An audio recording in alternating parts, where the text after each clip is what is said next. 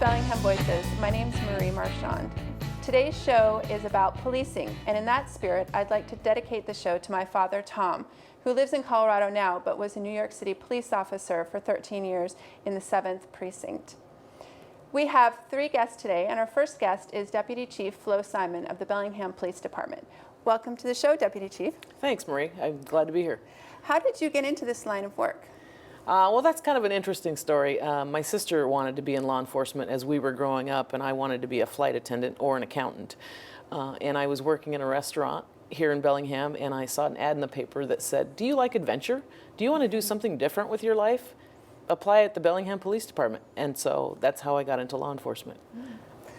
You were a DARE officer for quite a few years. For our viewers who may not be familiar with DARE, can you share with us what that is and some activities that you did when you were a DARE officer? Sure. So DARE stands for Drug Abuse Resistance Education, and it's a program where police officers go into the schools and teach 4th and 5th graders about different topics: bullying, peer pressure, saying no to drugs. And it's a 10-week program, and each class builds on the previous class. And at the end of the 10 weeks, the students graduate. Okay. How has the police field changed over the past 25 years since you've been involved? The field has changed a lot. Mostly, probably the number one way it's changed is in technology and the equipment that we carry. You know, when I first got hired, I carried on my gun belt, obviously, a gun and a nightstick. Now you'll see and handcuffs, of course, but now you'll see officers with all sorts of different tools on their tool belts. We have less lethal weapons, tasers. We have officers that carry multiple handcuffs, pepper spray. So, and now we're starting to carry body cameras, so that's another tool that officers are having to get used to and carry on their tool belts. Mm-hmm. Some people say there's a crisis in policing in America. What do you think about that? I'm not so sure that there's a crisis in policing. I think that what is happening in America is that there are a few bad cops that have made bad decisions, and we're all getting painted with that brush. And, you know, we can't ignore that that has occurred. But for the majority of us that are in law enforcement, 99% are great people that live in your community, that want to help their community. And so it's a matter of rebuilding that trust with your community. Mm-hmm. Yeah, and so I think the media does a lot to showcase or put the spotlight that there is a crisis in policing by reporting all the negativity that occurs. And people see that, and of course, they identify with it. So, you know, we battle that here in Bellingham. And I would challenge people to get to know your local police departments and not paint us all with the same brush, because we do work hard at having one of the best police departments in Washington State. Mm-hmm. In March, you participated in a panel at City Hall that was put on by Western, and it was about citizenship and race, and it was entitled "In a Post-Ferguson World." And I'm wondering, you talked about the value of community policing. Can you talk a little bit about that and what that looks like here in Bellingham? Is it a philosophy? Is it a strategy? It's a way of policing for us, and if you see our mission, it is committed to community, and it's on our police cars, and we truly believe that. You have to be a part of the community, you have to engage your community, you have to listen to your community, and it's really all about relationships and getting to know who people are, and I think we do a good job of that. I know we can do a better job, but it's about being out there and making face-to-face contact with people and helping them solve their problems through different programs that are available or different resources. Mm-hmm. Yeah. And how do you do some of that kind of outreach? So we have neighborhood groups that meet, and we have officers that attend those groups. We recently instituted the neighborhood police officers, and so they're responsible for different neighborhoods in town, and they have met with so many community groups and have had so many positive outcomes that we just want to increase that. And we try to have officers that have proactive time to get out there and meet with different community groups. Mm-hmm. Yeah. What's your leadership style? How would you define it? I would define it, if I had to put a word on it, it's servant leadership. I care about relationships, and I get my work done through the relationships that I've built, whether it's inside the police department or outside the police department. Mm-hmm. My dad always taught me, as I was growing up, people don't really care how much you know. They want to know how much you care. And so I tend to believe that. and it served me well in my 26 years of law enforcement. What kinds of things keep you up at night? Making sure my officers go home every day at the end of their shifts. And being in the business for 26 years, it gets easier. But when I first became a deputy chief, I was like, oh my gosh, I have officers that are out there, and I hope nothing bad happens to them. And they are so well trained and so conscientious of the community that they serve that I'm pretty comfortable sleeping at night. Great. Yeah. Given some of the bad criminal types that you encounter every day, I'm wondering how you keep your faith in humanity. Yeah, well, that's a good question.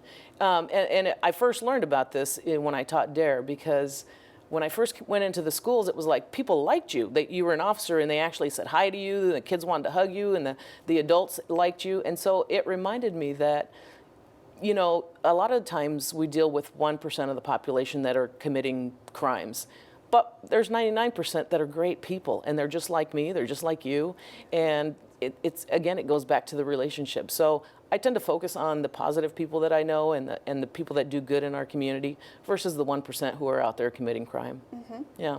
So you have 2 dogs, is that right? I do. Okay. I have 2 Dobermans. Dobermans, what are their names? Coco and Cheeto. Okay, yes, those are and great. they go everywhere with me, and Mm-hmm. they're great. I have 2 dogs too, but they're really small, so they might be eaten by your dogs. Yeah, snacks. So these are kind of the fun questions that we get to ask, but do you watch police shows? I do watch a couple of police shows. I watch CSI, I watch Blue Bloods. SVU is probably one of my favorite shows. It's been on the air forever, but that one's probably the most realistic one that I see. Okay. Because they take headlines that have been in the news around the United States, and they make a show out of it, and so it's kind of interesting to watch. Oh, I see. Yeah. Okay, and then you do some charity work, and it's a kind of a creative thing that you do. Maybe you could share with us what that is. Sure. So I donate a rib dinner. I love to cook, and I love to cook barbecue mostly, and I donate a rib dinner for 8, and I come to your house and feed you and 7 of your friends ribs, beans, cornbread, a dessert, potato salad, and it's a great way to meet people in the community. And a lot of times they don't know what I do, and so it's kind of interesting to engage them once they do and get their feedback on what they think of the police department and how we could do things better. And it's been great. Yeah, I've been doing that for about 8 years now. That sounds fun. Yeah, it is fun. And then the last question I have, I ask everybody, but you can't say biking because everybody says biking. But what's your favorite thing to do in Bellingham? Oh, my favorite thing to do in Bellingham is hiking. Rhymes with biking. It rhymes with biking. Actually, I love to be in the outdoors. The only thing I don't like is I'm not a water person, so I tend to stay away from the water, but I enjoy hiking, running. I do a lot of working out. And then I like to do wine tastings. Oh. Yeah, a little different. Nice. Yeah. And so you probably go to the art walks. I do go to the art walks, good. yeah. In fact, tonight I have an event that I'm going to, and it's listening to music and drinking wine and networking with other people, so it's great. Sounds great. Well, Yeah. thank you so much for your time today and for joining us. Oh, you're welcome. And we'll be back shortly after these messages.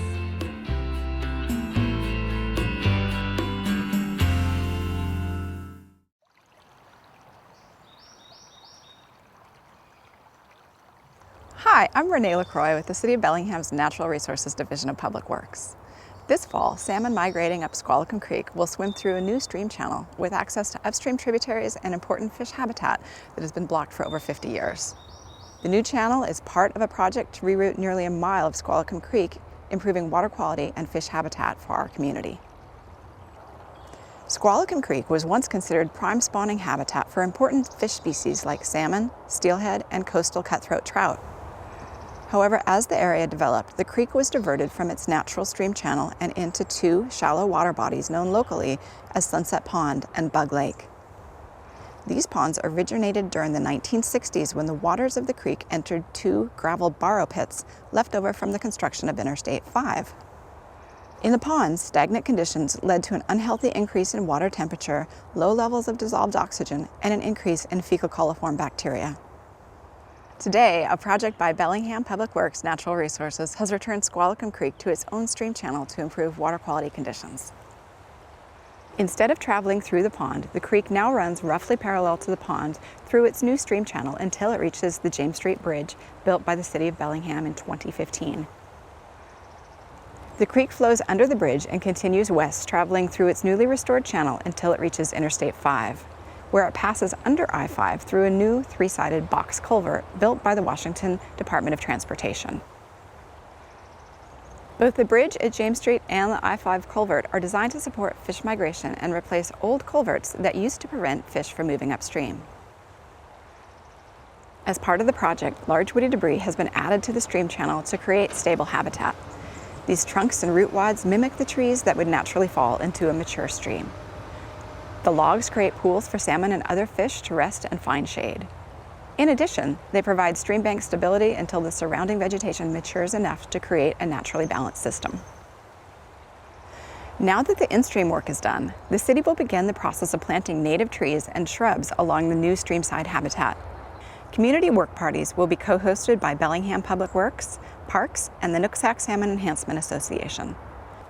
The City of Bellingham's Washington Conservation Corps crew will continue planting throughout the year, as well as controlling invasive species for the next decade or until the native vegetation becomes well established. The rerouting of Squalicum Creek not only benefits fish, but supports birds, amphibians, and other wildlife, while making a significant step towards returning healthy water quality to Squalicum Creek. As the vegetation matures, the area will develop into an exciting urban fish and wildlife viewing area, ideal for bird watchers and day hikers. The project is being closely coordinated with the development of the Beta Baker Trail, which will provide viewpoints into the new creek upon its completion, scheduled for the fall of 2016. Currently, the best place to view the new stream channel is from the new James Street Bridge near Sunset Pond Park. If you do see salmon in the creek, it's important to give them space. Be sure not to disturb the salmon or enter the creek. Also, please keep dogs on a leash and out of the creek so they don't disturb the gravel beds where salmon lay their eggs. Sunset Pond will continue to receive water directly from its own drainage basin, and Sunset Pond Park will remain open as a public park and a gateway to future trails. Construction costs to reroute Squalicum Creek were $1.9 million. Portions of the funding came from a Washington Department of Ecology Centennial Clean Water Grant and a low-interest loan as part of the State Clean Water Revolving Fund. The next phase of in-stream restoration on Squalicum Creek will address similar water quality issues associated with Bug Lake. Construction is anticipated around 2017. The completion of this phase of the Squalicum Creek reroute coincides with the annual return of our local salmon runs. With the removal of fish passage barriers, paired with immediate improvements to water quality, salmon may begin using the new creek channel as early as this fall, and for the first time in over 50 years, these fish will have access to spawning grounds in the upper watershed of Squalicum Creek. This is a project of the City of Bellingham's Public Works Natural Resources Division. For more information, visit www.cob.org/Squalicum.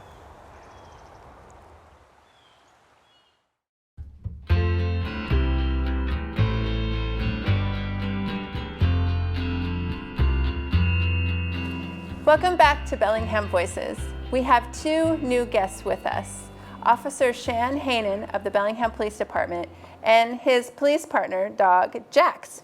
Welcome to the show. Thank you. How old is Jax? Jack's about 2 years, about 2.5 now. Mm-hmm. This is the second time I've met him, and he seems really like a big puppy, kind of. Yes, he's still puppy-minded. Mm-hmm. He's growing up. He's getting a little more street-wise, we like to call it. So, but overall, he's a good pup. And does he live with you? Yes, he does. Jack's, he's been with me for about 1.5 years. The reason why we have dogs live at the handler's house is because it builds the bond. Plus, I can watch them all the time.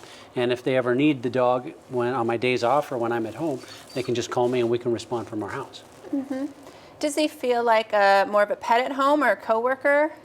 For Jax, at his stage of training, he's more of a co-worker at home. Mm-hmm. As the dogs mature and as they understand the discipline and understand what they're doing, then they become a little more apt to want to just chill out at home. They can be pets at home. Okay. Nee, Platz. Mm-hmm.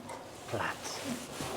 Good Platz. And you live with another dog, or another dog lives with you too, right? Yes, so I have another partner named Brick, because Brick does something different. Jax is for human detection and also for drug detection, whereas Brick, he's for explosive detection. Oh. So he does something different. At what age did they begin training? It really depends on when we get them. Sometimes you get a dog that's a year and a half old. Sometimes you get a dog that's 3 years old. So we can, and sometimes they have training and sometimes they don't. So when we're looking, we get at the dog and then we assess where he's at in his training, if he has had any, and we start training him, and hopefully within 3 months we're up to speed to at least where they can work the street. And sometimes you have different breeds. So for example, I went to the police department and I saw the wall of canines, so the 8x10s of all the different dogs who have served or who are serving. And most of them were German Shepherds, but there was one Golden Retriever. So how do you determine which breed to train? It really depends on what we're going to use the dog for. We try to say, do we need a drug dog, do we need a bomb dog, or do we need a patrol dog? If we need a detection type dog, then we could get any breed. It's not really the breed that's important as much as the individual dog. If the dog really works hard and he's got the aptitude for it and the play drive and or hunt instinct, then we could use him for that work. But usually for patrol type dog work, we lean more toward German Shepherds or sometimes Malinois. How much does it cost to train a dog? Most of our training is in-house, so when we get the dog, it depends on how much training he's had. But usually with the new handler, we try to get them at least 3 months to 4 months of training. So you're paying a trainer and a handler salary in order to get the dog trained up. So it varies. On that wall of photos at the No. police department, there was a dog with a Medal of Valor around its neck. So Yes. do you know the story behind that dog? That dog was Zeke, and he was used to try to apprehend a suspect that was downtown. The suspect had a weapon on him, a gun. The suspect had run away, so the dog was sent to apprehend him. As the dog was coming toward him, the suspect turned and ended up shooting the dog. And so the dog went down. He survived, but he was not able to return to work. So he retired as a pet to the handler. Is it the dog's job to protect the officer? It's one of their jobs. Their primary purpose, we basically just use them for their nose. They're a searching tool. But we do want them to be able to take somebody down if need be, or to protect us as well. Quiet. Quiet, buddy. The dogs recently received protective Kevlar vests. Can you tell us how that came about? Yeah, it's a great story. Kendra Cook is a local mom. She's the founder of Keeping Canines in Kevlar, if you can search them on Facebook. And then along with co-founder, Deputy Jason Nice from the Whatcom County Sheriff's Office, they started the organization, got funding from the local community, and it just started to take off, and it's continued to grow. One of the greatest donations came from Sanitary Services, which helped to fund the rest of the canines for all the local dogs. So hopefully that will continue to grow and keep branching out due to their efforts. Wonderful. How do police dogs deal with stress? A lot of whining, but most of the time we try to reduce the stress through training. So if we try to identify issues in the dog, or if we think they might get stressed, depending on the stress we put upon them, then we will make it positive in training. So usually in the real world, once they get out there, they probably shouldn't experience anything they haven't already seen in training. So we might put a little bit of stress on them in training, and then all of a sudden you turn it positive and make it into a play thing or a reward thing. So they get to say, hey, this is going to be okay. Dad's here. I can work through this, or build the confidence in the dog so they can work through it. And so when out in the streets, they almost look at it as this is another training exercise. And it's going to be okay because it always has been okay. Have you seen a dog get afraid in the field? Stressed, afraid, sometimes. Usually, you see it in your detection dogs, like when you have to jump up on a very slick table, the dog might freak out or something, so we need to calm it down. Or if you have to lower the dog down a very steep embankment, they're scared they're going to fall, so you might experience stuff like that, but not usually in day-to-day operations. And what do the dogs do when they retire? They usually retire to the handlers, which is nice because we spend a lot of time with the dogs throughout their careers. They usually work for 6 to 8 years. You're working with them 40 to 50 hours a week for that whole period. And you're also almost programming or training them this whole time. So when they retire, we want them to have a pet life, but you never know when that training is going to kick in. Because sometimes they might interpret a certain set of circumstances like, hey, I remember this in training, they might act accordingly. Whereas the handler knows that, and they know that about the dog, and can best care for the dog because he knows everything the dog's been exposed to. Well, thank you for spending this time with us. It's been very special. It's Yes. very nice to meet the dog. Oh, good dog. And thanks for joining us on Bellingham Voices. We'll see you next time.